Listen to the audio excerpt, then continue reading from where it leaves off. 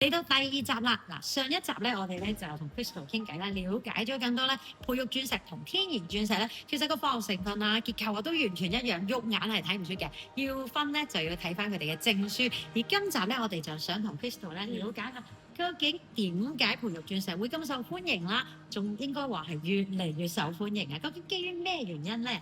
其實咧都有幾個因素啦，咁其中第一個因素咧就係價錢啦，呢一個係最吸引嘅一個點啦。由於佢製作方面咧嗰個成本咧大大減少啦，亦都唔需要話去開採啊、挖掘啊，減少一啲人事成本，客人咧就可以用低啲嘅價錢咧去買到呢啲鑽石嘅產品啦。因為咧個價錢真係平好多啦，可能會係天然鑽石嘅1/10價錢啊，咁所以好多客人咧都以往買開天然鑽石咧，由於個價錢咁吸引啊，佢哋都會由天然鑽石改為買培育鑽石咯。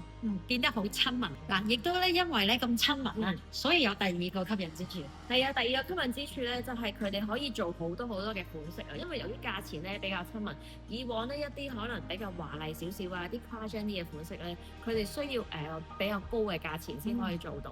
咁可能哇有啲佢哋已經想要好耐喎，咁而家知道會有培育鑽石嘅話咧，咁佢哋咪可以以好低嘅價錢去做咗好多唔同嘅款式啦。咁所以話係會一個same budget 咧，同一個 budget 入邊咧，佢哋可以買到嘅嘢咧係會有更加多。咁所以佢哋好多客人都好樂意咧去買培育鑽石嘅產品咯。唔怪之得咁受歡迎啦。仲有一個原因咧，都係吸引到唔少年輕嘅消費者嘅。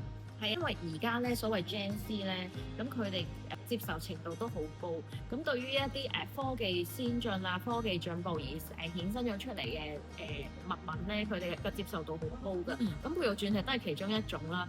只要咧佢夠閃夠靚啦，個款式夠吸引啦，我都會好樂意買。咁所以好多一啲新一代嘅人啦，尤其是佢哋買一啲譬如求婚戒指啊，自己買俾自己做禮物，買俾女朋友做禮物，佢哋唔會話講求我一定要天然鑽石嘅，培育鑽石咧反而更多嘅可能性咯。係啊，而且咧聽阿 Crystal 咧都有提及到咧鑽石咧原本天然嘅話咧，開採嘅成本高之餘咧，亦都對環保咧就有啲付出啦，啲代價啦。咁但係天然石相對咧喺個實驗室裏邊去培育出嚟咧，有限嘅電力咧就已經喺短時間之內呈現咗出嚟啦。係啊，環保嘅議題大家都即係近年都會好熱衷去討論啦。咁咧呢啲新世代嘅客人咧，亦都好 buy 一樣嘢嘅，即係佢會覺得呢一個係好環保嘅一個選擇咯。所以好多無論係年紀大到年紀輕嘅人咧，都會樂意去買咯。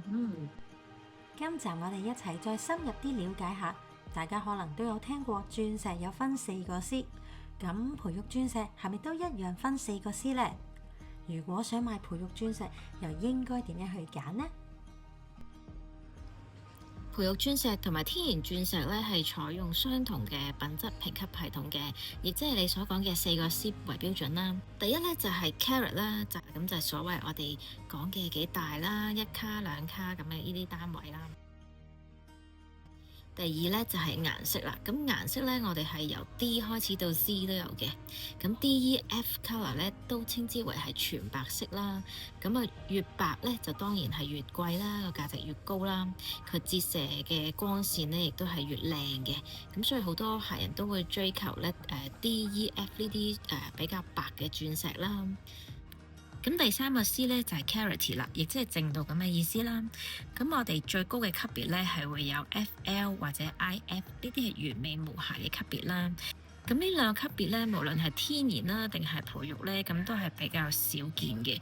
咁所以價錢相對咧都會係比較貴啲啦。而下一級咧就會係 VVS 同埋 VS 啦。咁呢兩個級別咧，肉眼咧都係睇唔到雜質嘅，我哋需要用到10倍放大鏡先至睇到。所以呢兩個級別咧，性價比亦都比較高啲。我哋嘅客人咧亦都係最常揀呢兩種級別嘅鑽石啦。咁再嚟咧就會係 SI 啦。咁呢啲咧就係肉眼都睇得見嘅瑕疵啦。咁呢一啲鑽石咧價錢都會比較平一啲嘅。而第4個 C 咧就係 cut， 亦即係切工啦。咁呢一個咧係後續打磨嘅部分啦，佢會牽涉到鑽石面嘅比例啦、對稱性同埋拋光。切工咧係唯一一個鑽石嘅人為因素嚟嘅，咁佢亦都係火彩啊同埋閃度嘅關鍵啦。咁所謂嘅3個 excellent， 一般咧 GIA 證書咧就最高級別咧就會係3個 excellent 啦，包括係比例啦、對稱性同埋拋光呢個部分啦。而 IGI 喺切割嘅比例上咧會有更高一級嘅，就係 ideal cut 嘅。咁呢4個 C 咧就係決定咗鑽石嘅價值啦。咁但係我哋購買嘅時候咧，有幾項咧，亦都係需要留意翻嘅。咁第一咧就係證書啦，我之前提過都有 IGI 證書同埋 GIA 證書，咁兩者咧都係一個國際認可嘅機構嚟嘅。咁你買嘅時候咧，就確認翻證書號碼同埋鑽石 laser 嘅腰碼咧係咪一致啦。另外一點咧，我要強烈建議嘅大家咧，去門市嗰度親身睇實物啦，因為每一粒鑽石咧嘅通透度啦同埋火彩咧係要用肉眼先睇到㗎。呢兩樣嘢咧，我哋冇辦法透過證書去做一個顯示咯。咁所以最好咧都係親自去望一望粒石先至去決定購買。最後啦，我建議咧都係要選擇翻市場上信譽良好啦、資訊透明嘅品牌。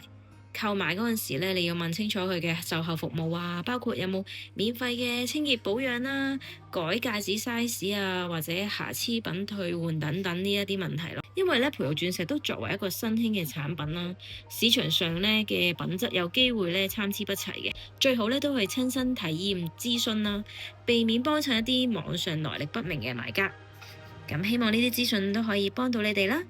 嗱，今集咧我哋同 Crystal 傾完偈咧，就知道點解培育鑽石會咁受歡迎啊！嚟緊下一集，我哋繼續深入探討點解培育石可以做到性價比咁高，仲有咧究竟保唔保值咧？想知道嘅朋友記得密切留意。如果你哋咧有任何關於培育石相關嘅問題咧，都歡迎你哋留言話俾我哋知。我哋下集再見，拜拜。